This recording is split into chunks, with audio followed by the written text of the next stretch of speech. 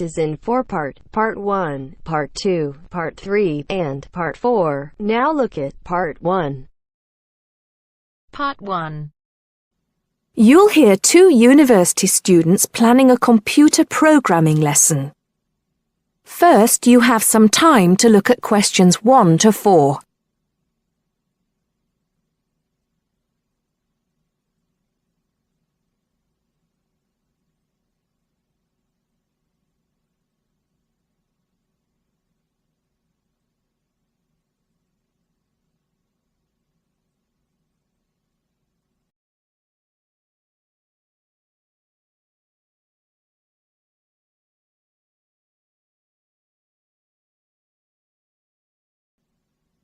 Now listen carefully and answer questions 1 to 4.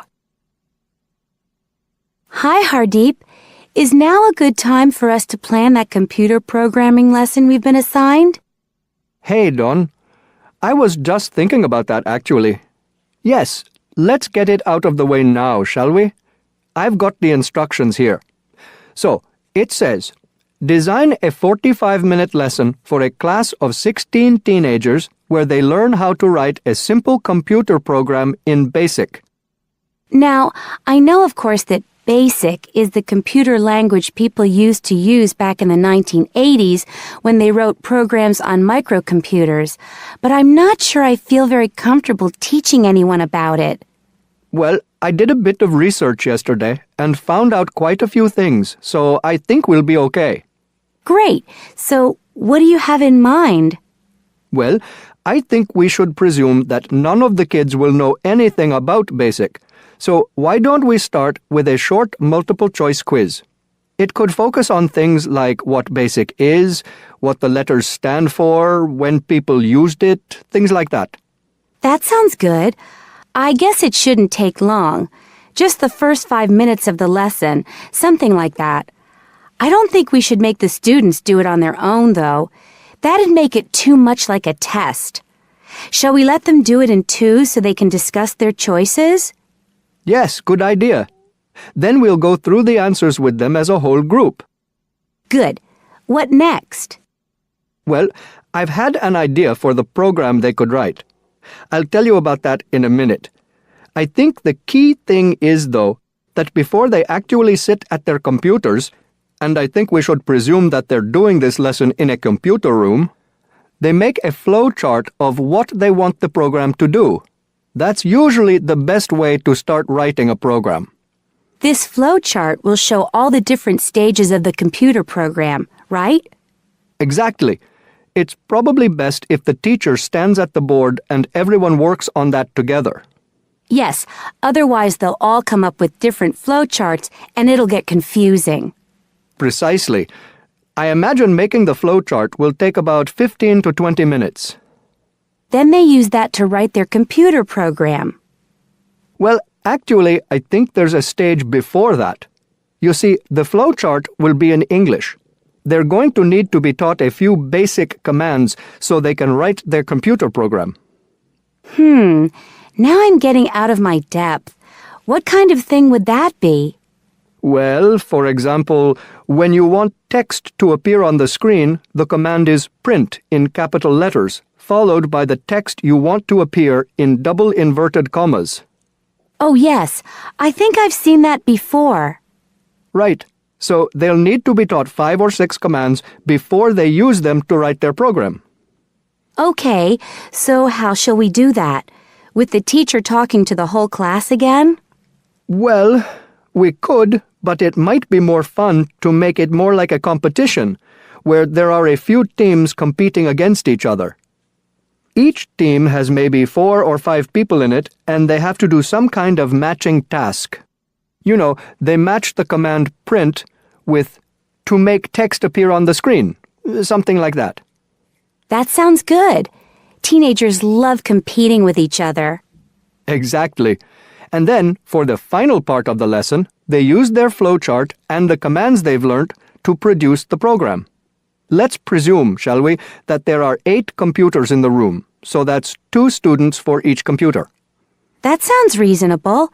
So, tell me more about your idea for the computer program they're going to write. Before you hear the rest of the conversation, you have some time to look at questions 5 to 10.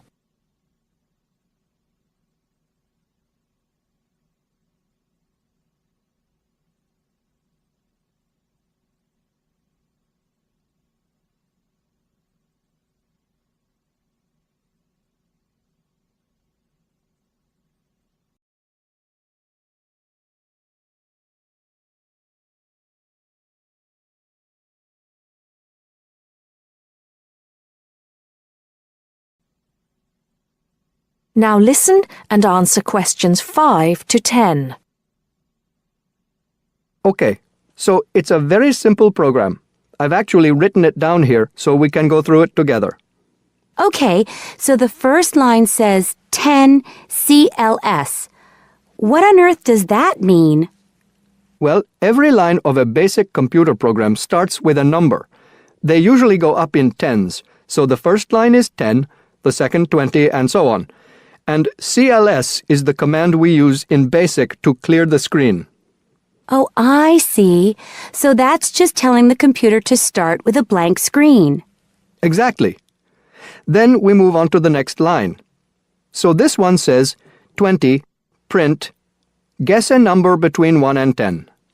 Right, I see. That appears on the screen.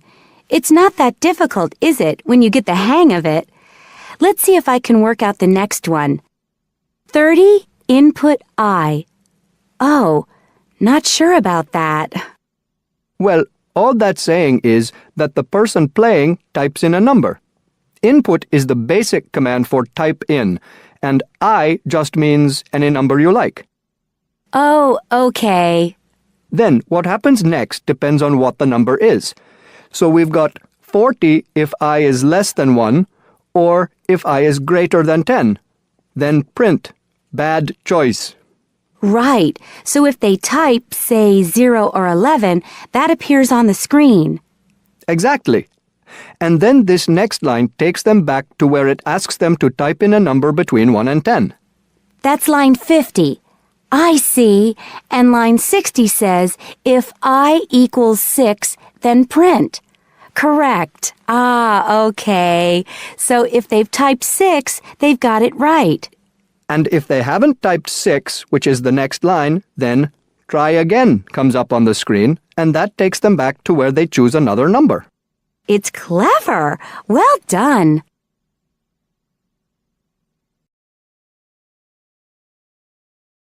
That is the end of part 1. You now have half a minute to check your answers.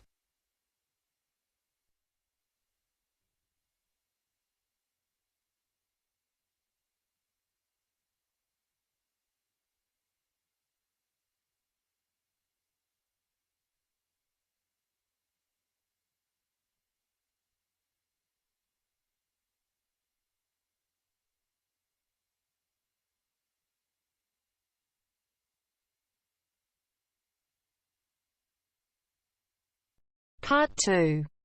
First, you have some time to look at questions 11 to 15.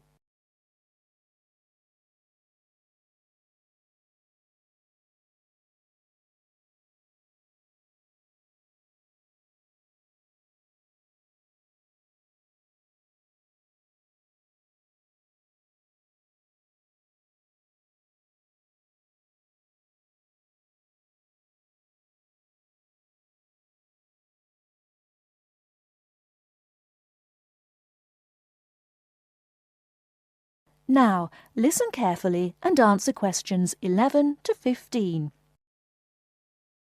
Thank you very much for inviting me here today. I understand that you all own your own home, and some of you may be interested in buying additional property here in the city, so I hope you will find the information I am going to share with you useful and informative. I'm going to talk about the situation with property here in the city. The city centre of any area is obviously going to have the highest prices, and as more and more people are competing for houses in this area, both renting and buying are becoming increasingly difficult. It is most people's dream to one day own their own house. House ownership gives us a feeling of having achieved something, and we can see clearly what we have worked so hard for all our lives.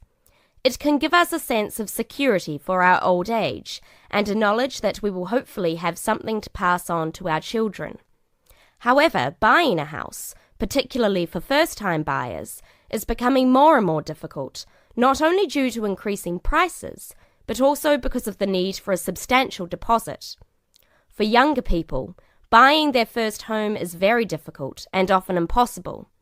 Young couples who cannot get the deposit together need to rent for a long time and sometimes forever. While traditionally homes near the centre of the city have been the most desirable, people are now looking further afield.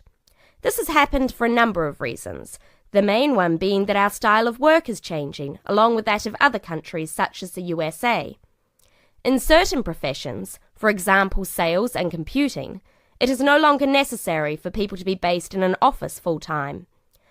More and more people are beginning to work from home, which means they can avoid the hustle and bustle of rush hour traffic jams into work and have more freedom to choose to live in a more rural and peaceful location.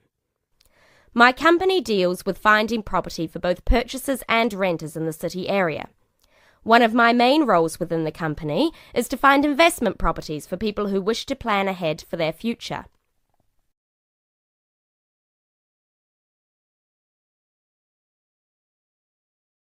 Before you hear the rest of the talk, you have some time to look at questions 16 to 20.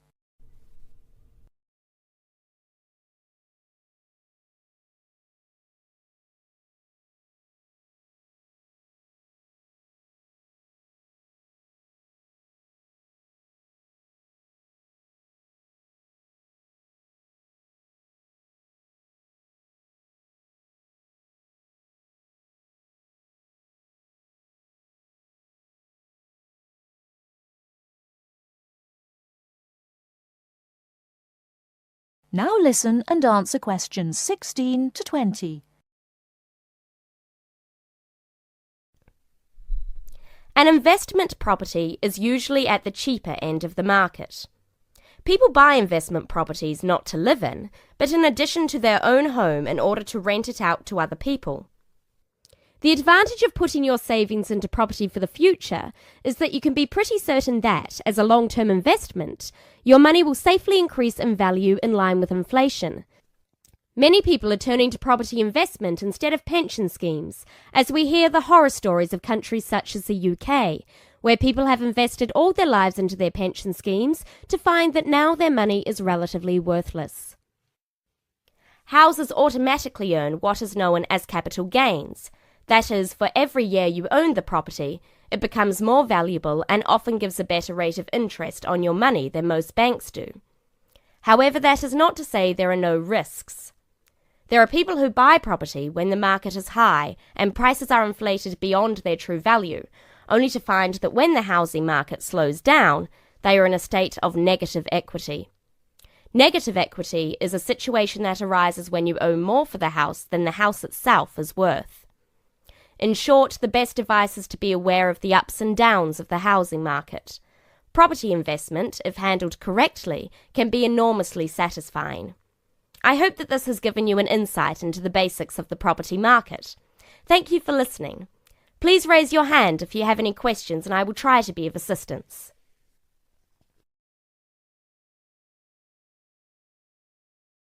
That is the end of part 2. You now have half a minute to check your answers.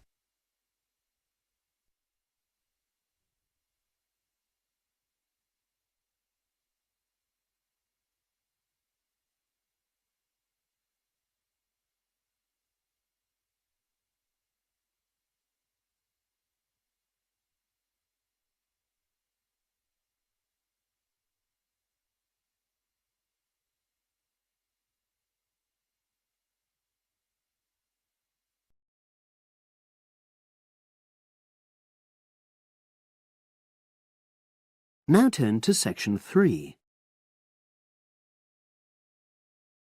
Test 7, Section 3. You will hear 2 business studies students discussing a presentation they'll do on an article on working effectively in groups. First, you have some time to look at questions 21 to 26.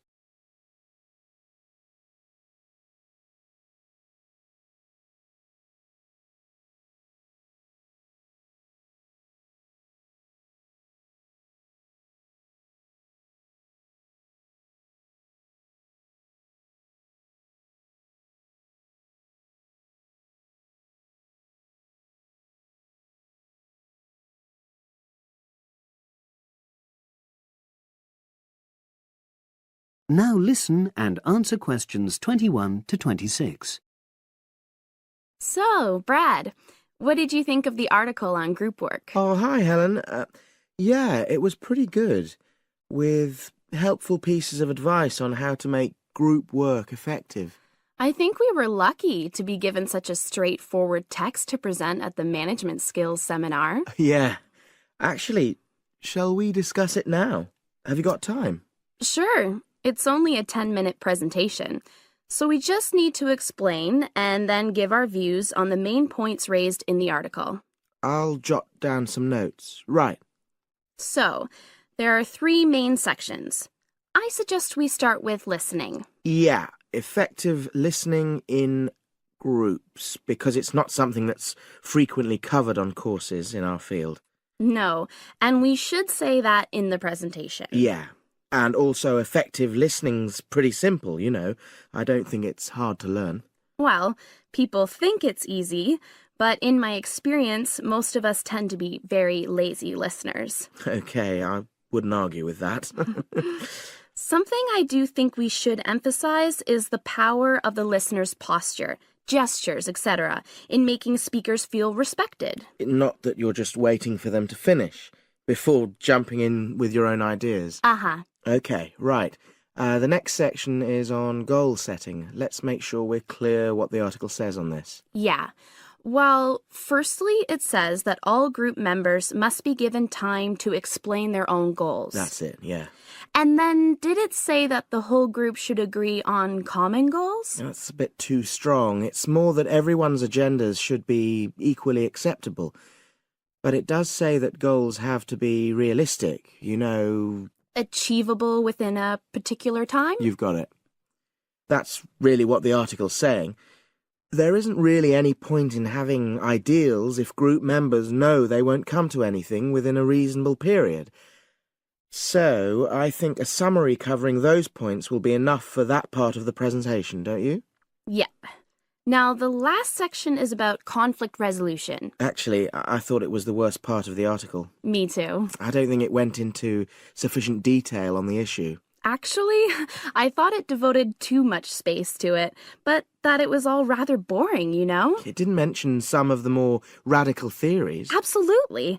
I found that really irritating. Right, and also I think it could have said more about conflict sometimes being healthy in groups. Absolutely. It just mentioned rather glibly about how we should avoid thinking of winners and losers, and that quick resolution of conflict is always desirable. Without explaining what these terms mean? Well, it gives quite detailed definitions, but doesn't develop a proper argument. Right. So, for the presentation, I think we just give some definitions and then explain what we felt were the weaknesses in the article's treatment of conflict resolution. Yeah, good. Now you have some time to look at questions 27 to 30.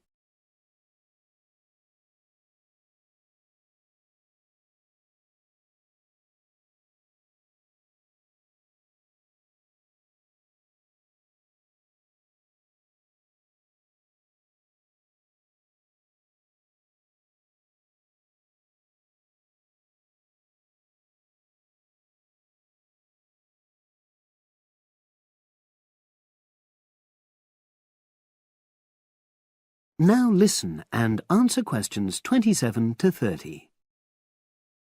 So, let's think about what we have to prepare for the actual presentation. Well, I suppose we'll use PowerPoint, but I'm hopeless at using it, especially if it has any visuals. I really have to look into doing a course on it because I know I'll need it in the future. Don't worry, I'm quite happy using PowerPoint and I'll put it together when everything else is ready. That's a relief. But yes, do that later. Okay. Now, I heard the tutor saying we have to include some well-chosen quotations from the article. I'm not sure if we do. I'll email him to find out. No need. I can just have a look at the specs he gave us when he set the task. That'll be quicker. But the tutor definitely said we have to prepare a handout to go with the talk. I'm not really sure how we do that. Sarah did one last year. Who's she? She's doing the same option as me on marketing. I'll ask her advice on what to include. Great. So that just leaves the bibliography at the end. I suppose it'll mainly be articles. Yeah, so we'll just look on the web, and we can leave that till later. But we've been advised against that. Well, we could have a look through some journals in the library. I think we should start by looking through module handbooks. I think that'll give us some good leads. Yeah, you're probably right. So, that's all the topics. That is the end of section 3. You now have half a minute to check your answers.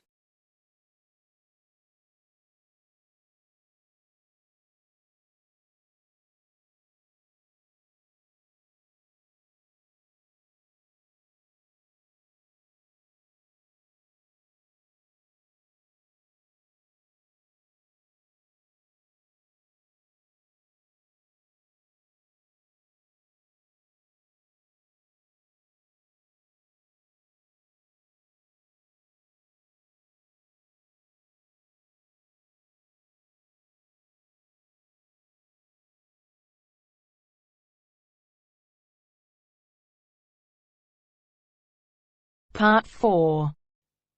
You will hear a lecturer in education talking about some experiments done in the USA to investigate the effects of reducing class sizes. First, you have some time to look at questions 31 to 40.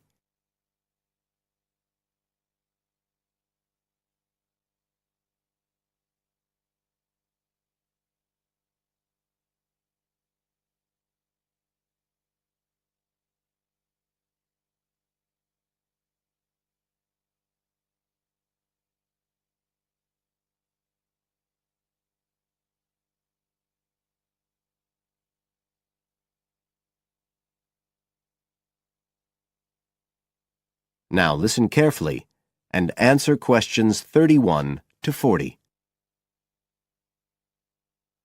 All over the world, there are passionate arguments going on about how educational systems can be improved. And of all the ideas for improving education, few are as simple or attractive as reducing the number of pupils per teacher. It seems like common sense. But do these ideas have any theoretical basis? Today, I want to look at the situation in the USA and at some of the research that has been done here in America on the effects of reducing class sizes. In the last couple of decades or so, there has been considerable concern in the United States over educational standards here, following revelations that the country's secondary school students perform poorly relative to many Asian and European students. In addition, statistics have shown that students in the nation's lower-income schools in the urban areas have achievement levels far below those of middle-class and upper-middle-class schools. So would reducing class sizes solve these problems? Well, we have to remember that it does have one obvious drawback. It's expensive. It requires more teachers and possibly more classrooms, equipment, and so on. On the other hand, if smaller classes really do work, the eventual economic benefits could be huge. Better education would mean that workers did their jobs more efficiently, saving the country millions of dollars. It would also mean that people were better informed about their health, bringing savings in things like medical costs and days off sick. So what reliable information do we have about the effects of reducing class sizes? There's plenty of anecdotal evidence about the effect on students' behavior, but what reliable evidence do we have for this?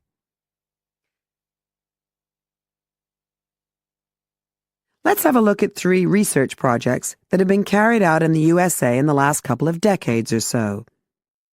The first study I'm going to look at took place in the state of Tennessee in the late 1980s. It involved some 70 schools. In its first year, about 6,400 students were involved, and by the end of the study, 4 years later, the total number involved had grown to 12,000. What happened was that students entering kindergarten were randomly assigned to either small classes of 13 to 17 students or regular-sized classes of 22 to 26. The students remained in whatever category they had been assigned to through the 3rd grade. And then, after that, they joined a regular classroom. After the study ended in 1989, researchers conducted dozens of analyses of the data. Researchers agree that there was significant benefit for students in attending smaller classes, and it also appears that the beneficial effect was stronger for minority students. However, there's no agreement on the implications of this. We still don't know the answer to questions like how long students have to be in smaller classes to get a benefit, and how big that benefit is, for example. The second project was much larger and took place in California. Like the Tennessee study, it focused on students from kindergarten through to grade 3, but in this case, all schools throughout the state were involved. The experiment is still continuing, but results have been very inconclusive, with very little improvement noted. And the project has, in fact, also had several negative aspects. It meant an increased demand for teachers in almost all California districts. So the better-paying districts got a lot of the best teachers, including a fair number that moved over from the poorer districts. And there were a lot of other problems with the project. For example, there weren't any effective procedures for evaluation. All in all, this project stands as a model of what not to do in a major research project. A third initiative took place in the state of Wisconsin at around the same time as the California project began, and it's interesting to compare the two. The Wisconsin project was small. Class sizes were reduced in just 14 schools, but it was noteworthy because it targeted schools at which a significant proportion of the students were from poor families, compared with California's one-size-fits-all approach. Analysts have found that the results are very similar to the Tennessee project, with students making gains that are statistically significant, and that are considerably larger than those calculated for the California initiative. Now, I'd like to apply some of these ideas to the latest.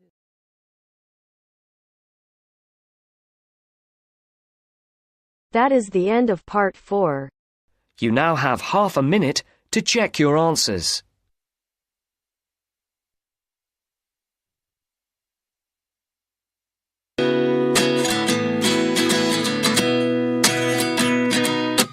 At 29 and I find myself wondering what did happen to the last 10. I ran away with my life, fast forward, never turn back again.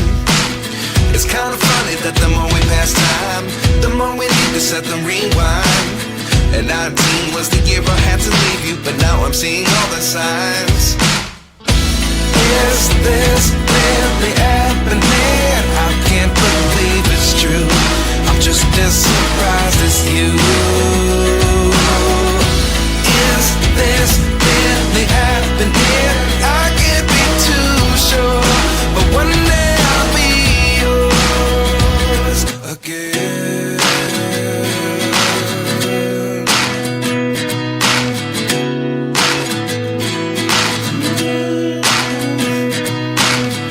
Life lessons come one in a dozen. The other 11 is something from nothing. I sit here looking for an answer. Maybe the biggest question was in the last chapter. You gave me the soul I have today. Without you I never could have moved away. But now I see what you teach. I do believe I